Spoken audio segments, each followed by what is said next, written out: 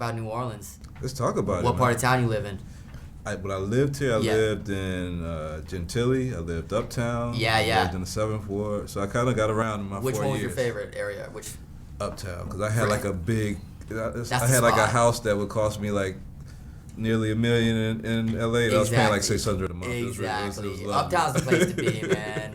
What are your favorite restaurants in town? Like when you come back to town, what's the first spot you go to?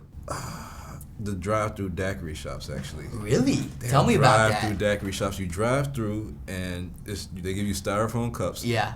I don't know about the drinking and driving thing that nobody should do, but they give you a straw. And they say, don't drink and drive. But it's like only 750 Big Long Island's only in New Orleans. It's so many stuff only in New Orleans. Exactly. You understand why a lot of people you meet here. It's like I was born and raised here. I've been here my whole life because it's like nowhere else in the world. They go anywhere else and it's like, what? We can't walk down the street with our drinks. We can't get a drive-through daiquiri. And it's just like it's one of a kind. This place, I love it.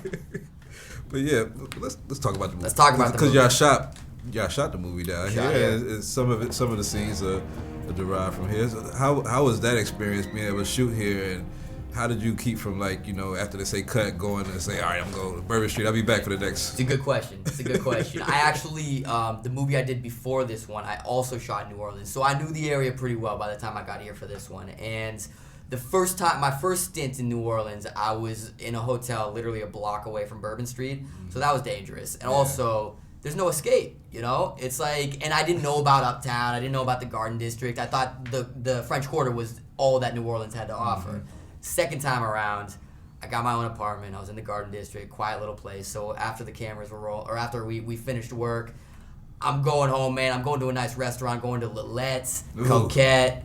You know Sylvain? I know Sylvain. You know Sylvain. Yes. So yeah, this is my second time around. The first time was a little more dangerous. Second time, I was just eating, man. I love this city. Yeah.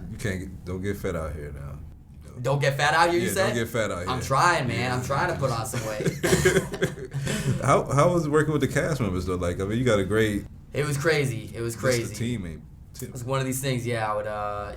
When I got the part, I told my friends who I grew up with, who was in the movie, and they're like, "How the hell did you sneak into that?" I don't know, man. I'm just keeping my mouth shut. But it was crazy. Literally every single person in the movie, I genuinely respect and look up to, and so it was a little intimidating when I first showed up, where I know everyone and no one has any idea who I am, and so I felt like I had to prove myself in a way, and I felt like I had to show them that I was gonna do a good job, just like my character, throughout the film, I'm the young guy who looks up to them, and I gotta prove my worth and that I am an essential part of the group. Right. So it kind of played out for the art imitating life, man. Man. So as far as magic, I mean, I feel like this is like Magic 2.0, because Magic seems like it's a little bit rabbit in the hat. Sure. What y'all were pulling off on screen was definitely a next level of Totally. Yeah, I think this movie, it's kind of the new wave of magic, where it's trying to show the world that magic can be kind of cool, And when I was doing research for this movie, I was seeing a lot of magic acts, and the ones that still stand out for me are these younger guys who, they might not necessarily be doing the best tricks in the world, but they're just likable guys, and they're incorporating comedy into their act, and that's what you remember. You know what I mean? Yeah. So I think that's our characters are representative of what's going on in the magic world right now. All right.